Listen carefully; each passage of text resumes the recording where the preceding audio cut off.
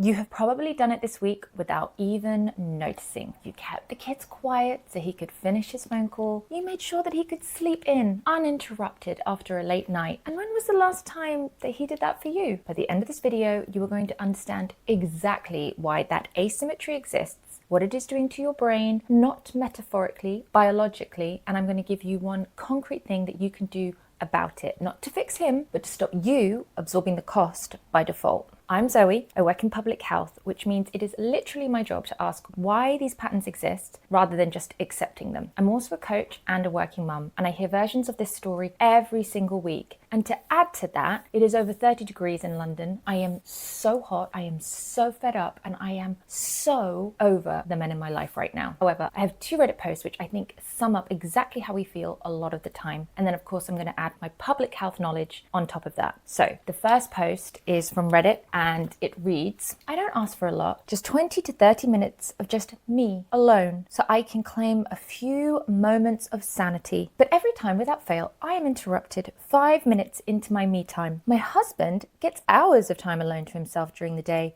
He can do projects or household tasks. He can work out. He can eat. He can lie down. He can leave the house without anyone crying for him. And that's because 1, he is not the default parent, and 2, because I actively keep our girls occupied so he isn't bothered. I'm typing this out as I lie in our bed and our toddler is climbing on me. Well, this sounds really familiar. And I just want to read that second point again. So not that he gets more time than her, I mean, that's standard, but no, the bit that I want to stress is she says, I actively keep our girls occupied so he isn't bothered. She is actively protecting his time and his peace. This is not reciprocated. And one commenter actually made a really good point, and that is you need 20 minutes uninterrupted to reset, not 20 minutes taken in 3 or 4 minutes at a time. And that is not a preference. That is actually how cognitive recovery works. You cannot restore a prefrontal cortex in fragments. And the research on rest and cognitive function is pretty unambiguous on this. Uninterrupted recovery is categorically different from the same amount of time broken into pieces. She's never getting that uninterrupted version because she is the one making sure he does. And I've talked about Alison before, but a researcher called Alison Damager spent years mapping what she calls cognitive household labor. So it's the invisible work running a family. And she found it could be broken down into 4 stages: anticipating, identifying, deciding, monitoring. And women disproportionately carry the invisible ends. The anticipating, the fact that you're aware that your toddler will have a meltdown if they come into the house and there isn't a snack waiting for them. And then monitoring, looking at your children and knowing the moment that they need to get to bed before they turn feral. So that's what's happening in this post.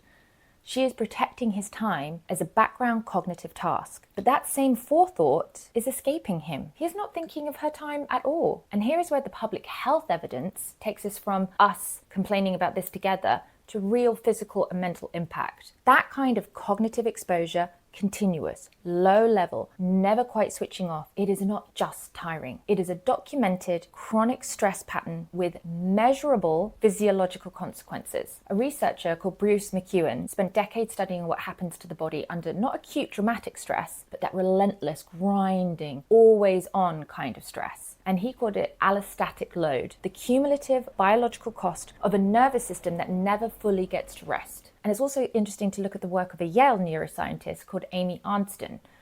And she showed that even brief, uncontrollable stress impairs the prefrontal cortex, so that part of your brain responsible for clear thinking, decision-making, emotional regulation. Again, not metaphorically, measurably. With chronic exposure, the architecture of the brain actually shifts. Shortened dendrites in the region responsible for rational thought actually cause expanded activity in the regions responsible for threat response, that fight or flight. And so that is a documented neural base for when you and I say, I can't think straight. It's not tiredness. It's not a bad week. Biology is responding to an exposure pattern that never lets up. And the population data tells us exactly whose body is carrying this. A 2024 University of Bath study found mothers carry 71% of household mental load tasks. Deloitte and YouGov surveyed over 2,000 working parents and found that 64% of working mothers feel overwhelmed compared to 38% of fathers. 66% report burnout specifically from lack of personal time. This is not one woman lying on a bed with a toddler climbing on her. This is a population level pattern with a population level cost. Now, let's take that pattern, her focus, which can be interrupted by default. His protected a standard. Now let's place that into the workplace, because I feel like this is a really interesting layer. Here is the next Reddit post that I've chosen to read. Friday, 8 a.m. Both kids, 5 and 2, are home from school. Husband is off and responsible for watching them. We all got up early, did our breakfast, got dressed together. At 8, I went to join my meeting. My husband knew, my kids knew. The meeting was to be introduced to the new global team that I would be working with in my new role, a recent promotion.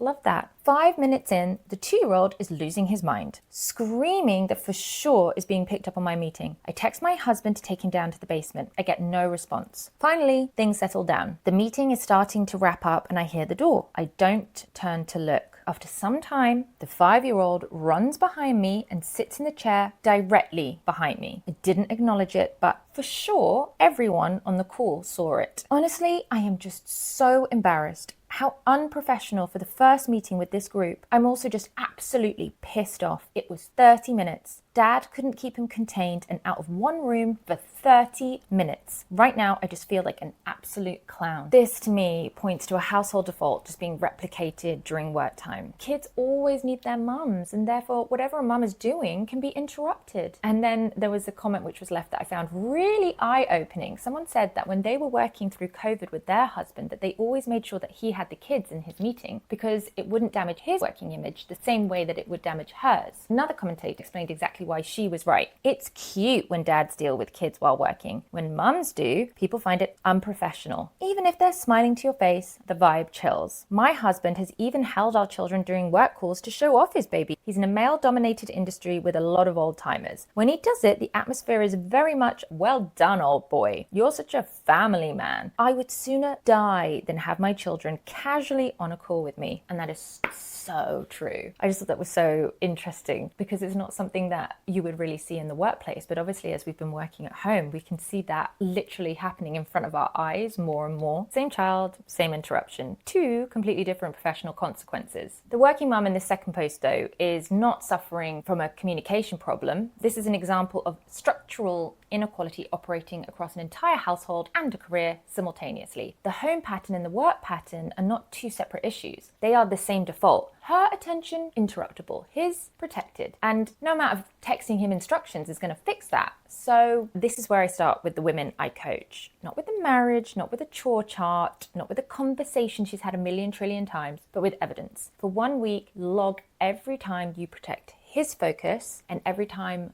yours is interrupted. So we don't want to build a case against him. What we want to do is make the invisible visible, and to yourself first. Because the allostatic load research is unambiguous. Your body is already keeping the score. The cortisol is already elevated. The prefrontal cortex is already paying the cost. So what most of us, though, have never done is let our conscious mind catch up with what our nervous system is already feeling. You can't see a feeling, but you can see a pattern written down. So you are no longer asking someone to believe your exhaustion. You are looking at tangible evidence. And that is a completely different conversation with yourself as well as with him. Now, before I finish, if you've been watching this and thinking, yeah, but I also feel really foggy a lot of the time and I can't tell what is stress, what is something else, what is hormones, that is an important instinct that you are feeling and I don't want you to dismiss it. And I've made a whole video about it and I suggest that you watch that next, because knowing whether what you're experiencing is chronic stress load or something the medical system should have caught years ago is not optional. It is a difference between mopping the floor and fixing the leaking pipe. So if you came for the gossip but stayed for the facts, please consider subscribing. There is plenty more where that came from.